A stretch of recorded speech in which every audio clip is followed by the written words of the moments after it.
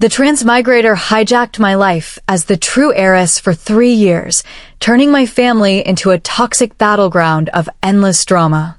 The second she bailed, I opened my eyes to a screen of rapidly scrolling comments. God, the original soul is finally back. Her fake sister is the ultimate master of manipulation now, and her CEO brother is ridiculously biased toward her. That transmigrator spent 3 years stirring up drama, obsessed with nothing but fighting over the family fortune and tearing other women down. Now the real heiress's reputation is completely ruined. How is she supposed to clean up this huge mess? As I processed this, my fake sister Sadie Dixon walked in carrying a cup of coffee, her smile sweet and timid. "Nicole, you're finally awake. Cyrus said you weren't feeling well, so he wants me to take your place at the gala." I glanced at the screen as a comment flashed by. Here she goes. The manipulator is moving in to steal her power. Then I looked at the fragile girl in front of me. Instead of taking the coffee, I reached out and gently pinched her cheek, letting out a soft laugh. "Sure. Since you want to go so badly, you can pick whatever you want from my closet." The words had barely left my mouth when Sadie froze. The cup stayed suspended in midair, and her smile vanished instantly. A look of pure bewilderment took its place. Is she short-circuiting? Sadie definitely didn't see that coming, haha. Hilarious. Her brain is totally blank right now. But she recovered quickly. She took a deep breath, and her eyes turned red around the rims. "Why do you say that, Nicole?" "I'm scared. Did I do something wrong?" She drew back half a step, shrinking into herself with a timid, almost fragile air, like she might shatter at the slightest touch. I gave her performance a 9.5 out of 10. I docked half a point because her eyes were too scheming. She was stealing glances at me the entire time, trying to gauge my reaction. That gave her away. Sadie is the undisputed queen of acting. The transmigrator pushed her so hard she developed survival reflexes. Before I left, she was this fearless little girl who wasn't scared of anything. At 13, she won a fight with a boy from the school next door and grinned at me with blood on her lip. And now, she had learned to shrink her shoulders and fake tears on command. The imposter had forced her to become this. I gestured for her to come closer. She stepped toward me out of habit. I reached out and pinched her cheek. It was still as soft as it was when we were kids. Sadie was stunned. She pinched her. She actually touched her. The imposter couldn't stand being near Sadie, but the real Nicole Dixon is pinching her face. And Nicole? Nothing. Just felt like pinching. It's fun. Her lips parted slightly, then closed again. The 100 lines she had probably prepared were useless now, and she couldn't script new ones fast enough. Just then, the door pushed open. A middle-aged woman in a maid's uniform walked in with a tray. She saw I was awake and put on a sycophantic smile. "Miss, you're awake? Here is the black truffle you requested." She glanced at Sadie, and her smile instantly turned cold. "Why are you here?" "Miss Dixon isn't well, so don't come in here to cause trouble." Her tone was filled with blatant contempt. Sadie shrank her shoulders and dropped her gaze without a word. I watched the scene, and everything became clear. When the imposter was here, the servants must have taken cues from her to mistreat Sadie. Since our brother Cyrus Dixon was away on business, no one was left to protect her. "Who gave you permission to speak to her like that?" My voice wasn't loud, but it made the maid freeze. "Miss Dixon. She is my sister." I looked her in the eye. "I don't care how you treated her while I was gone. But starting now, anyone who gives her attitude can pack their bags and leave." The maid's face turned a sickly pale color. Sadie snapped her head up, her eyes wide with shock. She stared at me like I was an alien. She's protecting her. She's actually protecting her sister. The imposter used to lead the bullying, but the real Nicole defended Sadie the second she got back. The maid set down the tray with an awkward look and backed out of the room. Sadie was still frozen in that same stunned expression, completely spaced out. I pushed the bowl of black truffle toward her. "Want some?"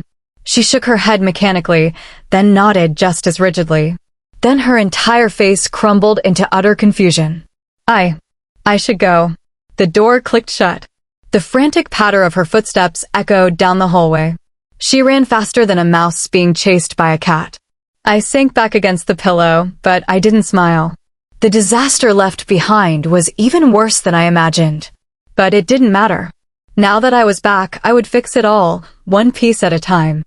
The next morning, I had just walked downstairs when I noticed a few people standing in the living room. Sadie was standing in the corner, her face completely pale. Facing her were two elegantly dressed, middle-aged women. One of them was pointing right in her face and snapping at her. "Sadie, you damaged my daughter's limited edition bag last time and promised to pay for it. Where's the money?" Sadie bit her lip. "I didn't damage it." "You didn't? You're just living here on charity. Who would believe you?" The woman sneered. "Or are you trying to back out of it? I heard Miss Dixon hates you the most. You're completely invisible in this family. Who on earth would pay that kind of money for you?" The butler, Mr. Barlow, stood to the side watching the drama unfold, a smug, gloating smile on his face. "Cyrus is away on business, so these people dare to come to the house and bully Sadie. They're just taking advantage of Sadie because she's an easy target. There's no damage to the bag at all. This is a complete setup. Mr. Barlow is the imposter's guy. He always causes trouble for Sadie. No way he didn't let them in on purpose." I walked down the stairs, my voice not loud, but it made everyone turn to look. The two women's eyes lit up the moment they saw me, and their expressions flipped instantly. "Oh, Miss Dixon, you came at the perfect time. We were just about to tell you about this sister of yours.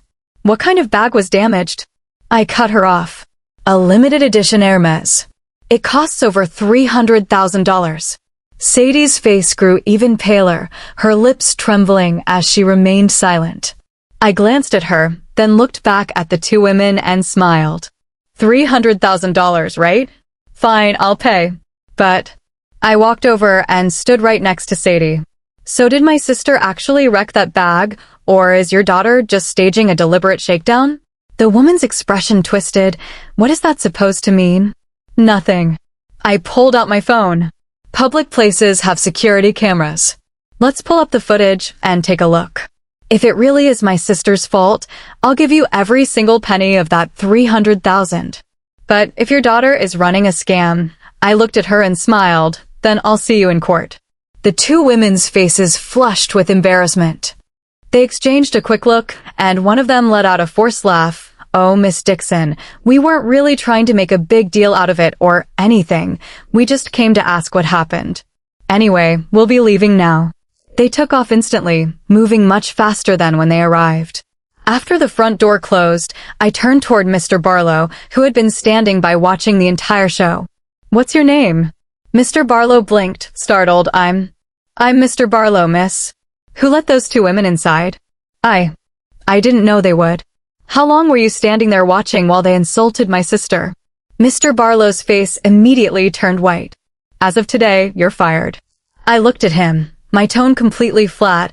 "Pack your things and leave before the day is over."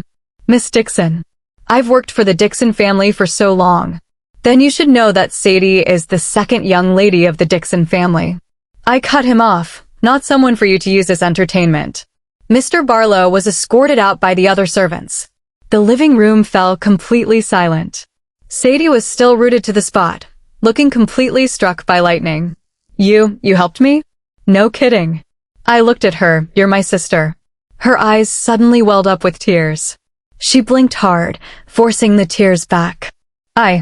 I'm going back to my room." She ran off. Again. Sadie is crying. It's been 3 years, and someone is finally protecting her. Ugh, my heart just turned into a puddle. In the afternoon, Sadie finally came out of her room. She was clutching a dress in her arms. It was my dress, the light green floral one from my walk-in closet. She stood in front of me, her expression so conflicted it looked like she was making a life-or-death decision. "Nicole, you said I could pick whatever I wanted." She took a deep breath. "So I tried this one on. If you're upset, I'll put it right back. Here it comes. The ultimate test." The imposter would never have let someone anywhere near her clothes. Last time a maid accidentally touched one, she screamed until she cried for 3 hours. I looked at the dress. I had bought it right before I left. At the time, I thought the shade of green would look perfect with Sadie's skin tone, and I planned to give it to her as soon as I got back. I just never expected it to happen like this. Go try it on. Sadie froze. Then, as if terrified I would change my mind, she bolted into the bedroom to change. When she came out, she stood in front of the full-length mirror and spun around. The hem of the dress flared out, revealing her slender ankles. It looked good, but the waistline is too high. Without a belt, it looks like a nightgown. Hold on. I went upstairs, grabbed a belt, and brought it down. I fastened it around her waist and tied a neat bow in the back. There. Take a look now. Sadie stared at herself in the mirror for a long time without saying a word. Then, she let out a sudden laugh. It was short, bursting out like a tiny stray bubble. The laugh startled her, and she quickly covered her mouth with the back of her hand. But it was too late. That laugh was real. She wasn't acting. The shell is cracking. Her fake victim persona is totally shattering. By that evening, we were curled up on the couch eating strawberries. Sadie was still wearing the dress, kicking her legs up. Her cheeks were stuffed completely full, making her look like a little hamster hoarding food. I sat next to her scrolling through my phone, with my own plate of fruit in front of me. One plate for each of us, pure, peaceful quiet. She wasn't afraid of me anymore, and she was even starting to let her guard down completely. Nicole, these strawberries are so sweet. Yeah, Nicole, do you want to try dipping them in chocolate sauce? I'll pass. Nicole. All right. You keep calling me like that, and I'll have to ask what you're wishing for. She burst out laughing, her eyes crinkling into little crescents. She looks so happy, oh my God. It's been 3 years, and she can finally relax in her own home. Right then, the front door opened. Cyrus was back. He stood in the entryway, freezing mid-step when he saw the scene in the living room. Sadie was wearing my dress, lounging with her legs up and eating strawberries. I was sitting right beside her, scrolling on my phone. 2 identical plates of strawberries sat on the coffee table.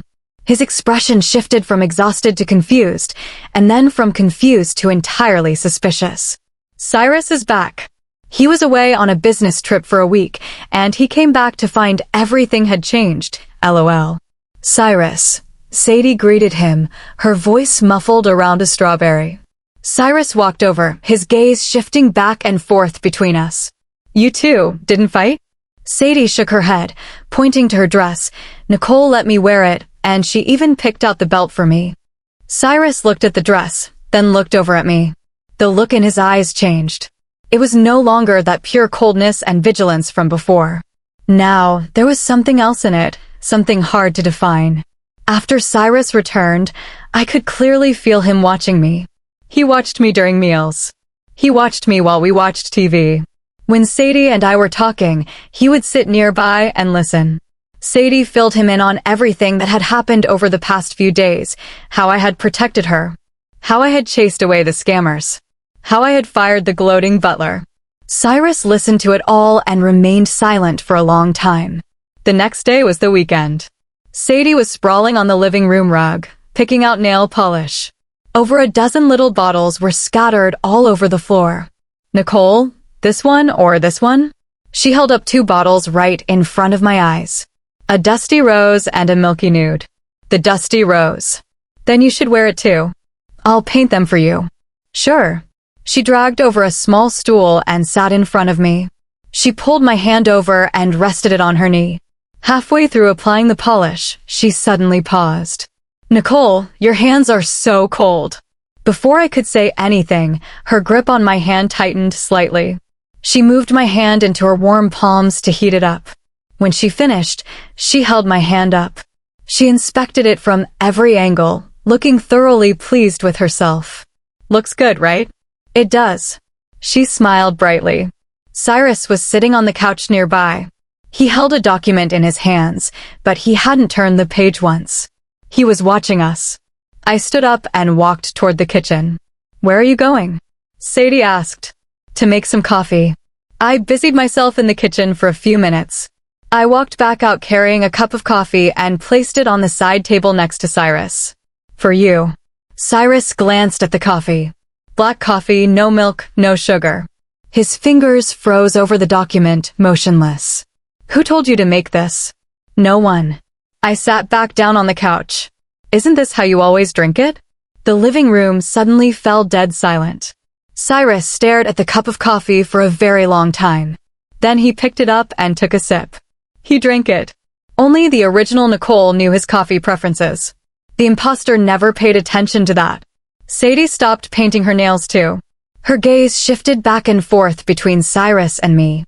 Cyrus set the coffee cup down and looked at me. The expression in his eyes was no longer cold or guarded. It was a complex look, filled with tentative testing, mixed with a tiny spark of disbelief. Nicole, he called my name. His voice wasn't loud, but the air in the living room instantly turned tense. Sadie's hand froze too, clutching the nail polish brush. She stared at me without blinking. How did you know I'd take my coffee without milk or sugar? I looked at Cyrus and said nothing. Sadie turned to face me completely, her voice trembling slightly. Nicole, are you back? The living room fell so silent that I could hear our heartbeats. Both Cyrus and Sadie were staring directly at me. One sat on the couch, while the other crouched on the rug. Their eyes held the exact same expression, sheer disbelief, mixed with a desperate fear that this wasn't real. Looking at them, my nose suddenly stung with tears. 3 years. My brother had learned to become cold, and my sister had learned to act. The imposter had forced them to become this way. It's me, I finally spoke, my voice sounding much calmer than I expected. I'm back. Sadie's tears spilled over instantly. She tossed the nail polish brush aside and threw herself forward, wrapping her arms around my waist with so much force it felt like she might snap me in half. Nicole, I knew it. I knew you'd come back. She choked on her sobs, her voice cracking under the weight of her tears. That one was horrible. She bullied me every single day. She wouldn't even let me enter your room. She said I didn't belong here. I know. I patted her head gently. It's okay now. She completely replaced your whole wardrobe too. And she threw away all the succulents you used to grow. She said they were an eyesore. She threw the succulents away? All of them. I managed to secretly rescue 3 pots. I've been keeping them on my bedroom windowsill. I looked down at her tear-streaked face, my heart aching yet feeling incredibly warm. Even in an environment like that, Sadie had still remembered to save a few of my plants. The fact that Sadie secretly saved the plants is making me cry so hard. She spent 3 years waiting for Nicole to come back. Cyrus didn't move. He just sat there on the couch, watching us. His throat tightened, yet he stayed silent. Sadie cried for a long time before she finally looked up, her face covered in tears and her makeup completely ruined like a messy little cat. Nicole, is it really you? Not that imposter pretending to be you. Why would I pretend to be myself? What if she got smarter? If she were smart, she wouldn't have thrown away my plants. Sadie let out a watery laugh, then burst into even louder tears. I sighed, pulling a tissue from the box on the coffee table and handing it to her. All right, that's enough crying. If I took a photo of your face right now, it would make a perfect meme. Don't you dare. She snatched the tissue to wipe her face. You're so mean, Nicole. Despite complaining, she snuggled even closer into my arms. Sadie is so cute, oh my god. Cyrus finally stood up. He walked over and stopped right in front of me. He stared at me for a few seconds. Then he reached out and gently ruffled my hair. He only said 2 words, welcome back. His voice sounded a little raspy. The second the words left his mouth, he turned around and headed upstairs, his pace much faster than usual. Sadie rested her chin on my lap and looked up. Is Cyrus going upstairs to cry? He doesn't cry. Yes, he does. Sadie insisted confidently. He thinks I don't know. But during the first year the imposter was here, I got up in the middle of the night to use the bathroom and heard him in the study. She paused, her voice suddenly dropping to a whisper. He was on the phone. I don't know who he was talking to, but he said one thing. What did he say?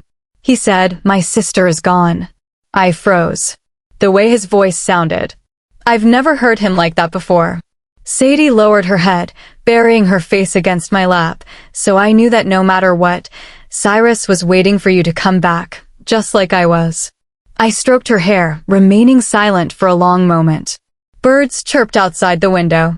The sunlight streamed through the glass, spilling over the rug in a warm, gentle glow. 3 years. I was finally home. Once my identity was confirmed, the dynamic in the house shifted completely. Sadie underwent the most obvious transformation. Her fake victim persona shattered into a million pieces, leaving absolutely nothing behind. Her true self finally emerged, a mildly clingy, heavily talkative, and intensely hungry little shadow. Every morning, she would show up outside my bedroom door right on time. She wouldn't knock.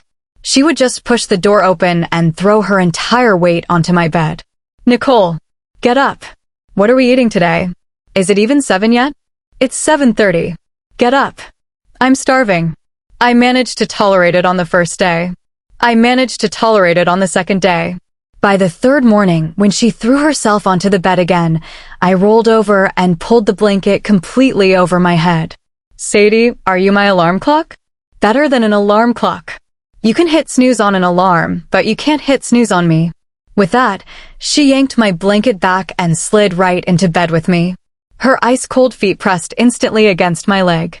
"Your feet are freezing." Ha ha. So Sadie's true form is actually a little devil. She worked so hard pretending to be a victim for 3 years.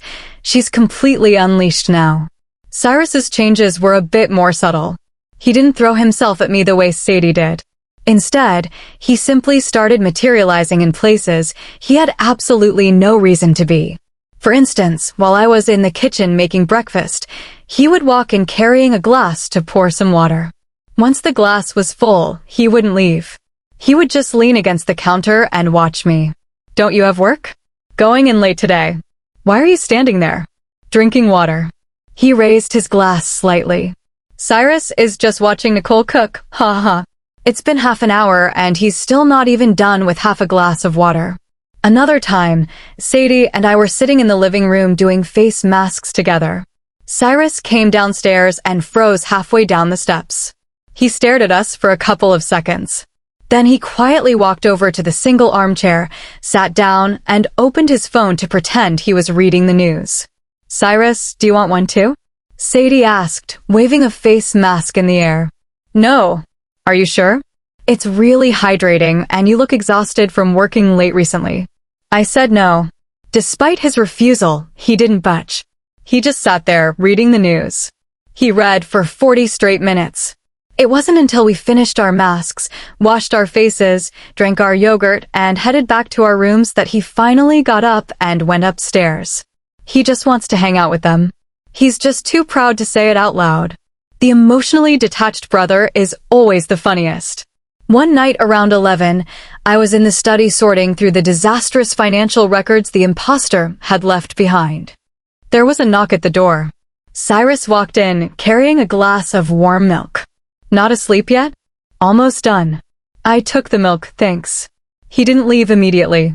Instead, he took a seat across from the desk. I looked over those accounts. He said, "Most of the money can be recovered. A few transactions went through gray markets, but I already have the lawyers looking into them." "Okay, you don't need to worry too much about it. I'll keep an eye on things. I'd like to understand what's going on." He glanced at me and didn't press the matter further. The room fell quiet for a moment. "Is something wrong?" I asked, putting the paperwork down to look at him. "Nothing." He paused, "Just making sure you're still here." I blinked, then smiled. "I am. And I'm not going anywhere." He gave a slight nod and stood up. When he reached the doorway, he lingered for a second. "Good night." "Good night." The door clicked shut behind him. "Just making sure she's still here." That hit me right in the chest. For 3 whole years, he woke up every single day never knowing who he was going to see. As the days went by, the house began to feel more and more like a real home. The breakfast table no longer featured a full spread just for me. There were 3 identical portions set out now. Sadie had finally said goodbye to her days of plain oatmeal and buns. "Huh. Bacon. 2 slices. Don't just eat the meat. Have some vegetables too." "I know, Cyrus. If you're not drinking your milk, give it to me. You have your own." I finished mine. Cyrus shoved his glass of milk over without an expression. Sadie grabbed it like she'd found buried treasure and took a huge gulp. "Sadie really can pack it away."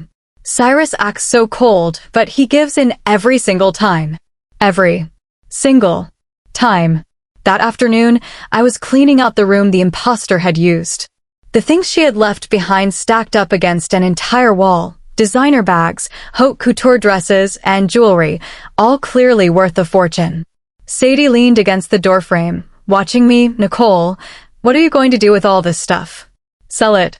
All of it. Is there anything in here you want? She scanned the room and shook her head. No. Just looking at it makes me uncomfortable. I smiled. Then we'll sell it all and donate the money. Donate it where? You pick a place.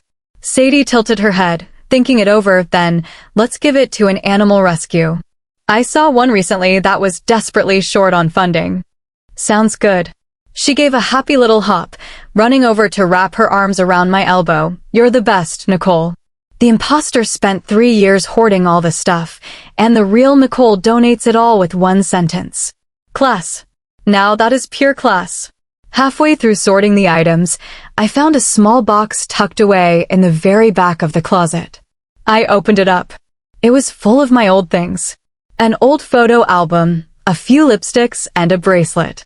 The bracelet was a gift Sadie had given me for my birthday when she was 10, bought with 3 months' worth of saved allowance. She had been so nervous back then, her face flushing red as she handed it over. Nicole, happy birthday. It wasn't expensive, but I spent a really long time picking it out. I had worn it constantly, right up until the imposter arrived and it mysteriously vanished. Turns out it had been stuffed in here. Sadie's eyes welled up with tears the moment she spotted the bracelet. She actually didn't throw it away. She probably just thought it wasn't worth anything and didn't bother handling it. Sadie huffed. It really wasn't worth much, but that was. She paused. That was my gift to you, Nicole. I slipped the bracelet back onto my wrist. The thin silver chain caught the light with a faint sparkle. It still looks pretty good. Sadie sniffled loudly. You are never allowed to take it off again, Nicole. Okay, I won't. Oh my God, the backstory of the bracelet is hitting me right in the feelings. Sadie saved her allowance for 3 whole months just to buy a gift for Nicole. The imposter was gone, but the disaster she left behind extended far beyond the house. There were plenty more waiting for me outside. That afternoon, I had a scheduled meeting with one of our business partners. The second I sat down, the man across the table started making passive-aggressive comments. Miss Dixon, you're finally willing to sit down and discuss actual business? Last time, you signed the contract without even reading it. We thought that was just how the Dixons did business. The people next to him chuckled along. This is all the imposter's doing. Signing without reading? Exactly how much of the Dixon fortune did she squander? I stayed calm, flipped the contract to the 3rd page and pointed to a specific clause. This profit-sharing percentage is wrong. The man blinked. What do you mean it's wrong? The industry standard is 70-30, but you wrote 80-20 here. The last contract was exactly the same. I closed the file and looked directly at him. Do you think the Dixons are easy to fool? I didn't. If you didn't, draft a new one. I stood up, have it sent to my office within 3 days. Wait, Miss Dixon. I had already walked out of the conference room. Yes, that's how you do it. The real Nicole actually studied business. The imposter's amateur skills can't even compare. On my way home, I received a phone call from an unknown number. I picked it up and a man's voice came through the line, his tone overly intimate. Nicole? Why haven't you been replying to my messages lately? We agreed to grab dinner last time, remember? It's the imposter's side piece. Oh no, he's coming for her. Who is this? I asked. The man paused. Are you kidding me? It's Harvey. Harvey Sterling. Don't know you. Wrong number. Nicole, stop playing around. I hung up immediately and blocked the number. When I got back to the manor, Cyrus was sitting in the living room looking at his tablet. A man named Harvey called me. I said, putting my bag down, do you know him? Cyrus's face darkened instantly. The guy the imposter was chasing after. Oh. I blocked him. He glanced at me, remaining silent for a couple of seconds. In the future, just tell me about these things. I'll handle them. No need, it was just a quick phone call. I'll handle them, he repeated, a subtle weight entering his tone. Sadie poked her head out from upstairs. Who called? Nobody, just a telemarketer, I said. Cyrus looked at me but didn't expose the lie. Cyrus's tone clearly shows he cares. This Sterling guy is definitely going to cause trouble later. The phone call from Harvey was only the beginning. The next day, a bouquet appeared at the front door of Dixon Manor. The card attached read, "Nicole, I don't know what's going on with you, but I want to see you." I told the maid to throw them out. On the third day, the company's front desk received a package. Inside was a necklace accompanied by a handwritten note, "Happy early birthday, Harvey." I didn't even bother opening it before having my assistant return it to the sender. On the fourth day, when Sadie came home from school, the look on her face wasn't right. "What's wrong?" She threw her backpack onto the couch, visibly irritated. "Some guy cornered me outside the school gates. He asked if you changed your number. Then he said whatever is going on between you two isn't something you can just end on a whim." The more she spoke, the angrier she got. "He actually told me, 'Tell your sister I'm not giving up.'" It was so disgusting. My expression grew cold. Harassing me was one thing, but tracking down my sister crossed the line. This guy is insane. Showing up at Sadie's school to ambush her. When Cyrus finds out about this, someone's going to end up dead. Sure enough. When Cyrus came home that night and heard what had happened, the air around him turned instantly cold. "He cornered Sadie at school?" "Yeah," Sadie muttered, shrinking her shoulders slightly. "Cyrus, don't look at me like that. It's kind of terrifying." Cyrus didn't say a word. He grabbed his phone, walked into the study, and slammed the door behind him. The next day, Harvey never showed up again. I had no idea what Cyrus told him or what he did. Either way, the guy completely vanished. Cyrus is basically like, try touching my sister and see what happens. Cyrus must be terrifying when he's actually angry. The guy disappears overnight. You don't mess with a billionaire. That night, when Cyrus finally stepped out of the study, I was waiting for him in the living room. I handed him a cup of hot coffee. "All taken care of?" "Yeah." "How did you handle it?" "You don't need to know." "Is it legal?" He glanced at me. "Yes." He paused for a second. "For the most part." I blinked. Fine, I wasn't going to press for details. Sadie poked her head out from upstairs. "That creep isn't coming back, right?" "He won't." "Yes. Cyrus, you're the best." She sprinted down the stairs, gave Cyrus a quick hug, turned around to hug me, and then happily bounded back up to her room. Cyrus watched her retreat, the corner of his mouth twitching up into a very faint smile. It was subtle, but I caught it. This family is so sweet. It feels so good to have people looking out for you. Time flew by. In the blink of an eye, I had been back for 3 months. Everything in the Dixon family had fallen into place. The company's messy financial records were fully sorted out, and my reputation outside was slowly being restored. The servants who used to behave arrogantly under the imposter's roof had either quit or been replaced. The house was filled with fresh faces, and the rules had been reestablished. Sadie's life had completely returned to normal. She made a few new friends at school and would go out shopping with them on weekends. But every single time before she left, she would stop by my room first to check in. "Nicole, I'm heading out." "With who?" "My classmates." "What time will you be back?" "Before 6. "Okay, stay safe." She nodded repeatedly and ran off. After taking a couple of steps, she sprinted back and planted a quick kiss on my cheek. "Bye." Sadie is so clingy and sweet. She won't leave without giving Nicole a kiss first. Cyrus stopped working late into the night. Every day, he came home right on time for dinner. Sometimes he arrived early and just stood by the kitchen door, watching me cook. "What are you making today?" "Buffalo wings." "Okay." Then he just stood there watching. I'd gotten used to his little habit by then. He could stay if he wanted, it wasn't in the way. "Need any help?" he suddenly asked. "You know how to cook?" "I know how to chop." I handed him a cucumber. He picked up the chef's knife, but the cucumber slices he cut were completely uneven. The thickest one was almost the size of my thumb. "Are you slicing a cucumber or chopping firewood?" "I'll cut the next ones thinner." Sadie walked past the kitchen door and caught a glimpse of his handiwork. Cyrus, you're so bad at this. Shut up. Nicole, look. That piece is thicker than my face. Your face definitely isn't as thick as that cucumber slice. Nicole, why are you taking his side? The three of us dissolved into chaos in the kitchen. Smoke from the wok, laughter, and cucumber slices flying through the air. This is exactly what home feels like. The 3-year void has finally been filled. After dinner that evening, the three of us sat out in the garden. The summer night was cool, and the stars were incredibly bright. Sadie was lounging on a lawn chair, already half asleep. Cyrus sat right next to me, twirling a car key in his hand. There's something I never told you, he spoke up suddenly. What is it? During those 3 years, I kept trying to find a way to bring you back. I turned my head to look at him. I asked a lot of people, spent a lot of money. His voice was entirely flat. None of it worked. Later, I thought, if you were never coming back. He paused. I would just make sure Sadie grew up well, then hand the company over to her. And then? Then what? He didn't answer immediately. He just glanced at me and let out a soft smile. There is no then anymore. You're back.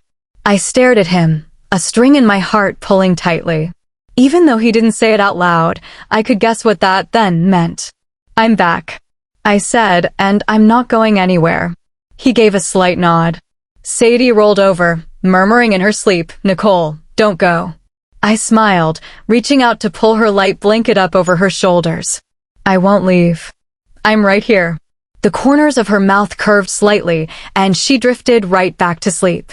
The night breeze was gentle, and the starlight was brilliant. I leaned back against my chair, looking up at the sky. To my right was a fast-asleep Sadie, and to my left was a silent but gentle Cyrus. Whether the 3-year void could ever be filled didn't matter anymore. What mattered was that starting today, I was here. And they were here too. That was more than enough. The end. This is Listening Novel. We appreciate you spending your time with us. If you enjoyed today's story, please like and subscribe for more stories, and stay tuned for what's next.